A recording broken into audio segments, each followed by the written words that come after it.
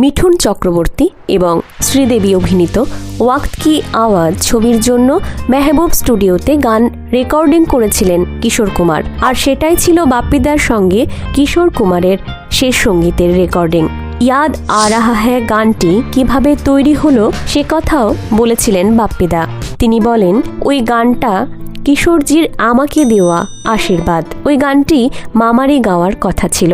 ওনার flight সেদিন দেরি করে আসে আর ওনাকে আমার কাজ সেরে HMV স্টুডিওতে যেতেই হতো। আমি পুরো গানটা তৈরি করে ডাবিং করে রেখেছিলাম। উনি পুরোটা শুনলেন এবং তারপর বললেন, বাপ্পি তুমি হৃদয় দিয়ে গেয়েছো, এর চেয়ে ভালো আমি গাইতে পারবো না। আমি মামাকে বলেছিলাম, মামা আমি তোমার জন্য এই গানটি তৈরি করেছি। তিনি বললেন, আমাকে অন্য কোনো গান দাও, আমি গাইবো। এই গান শুধু তুমিই গাইবে, তোমার কণ্ঠ এই গানের সঙ্গে একদম মানানসই।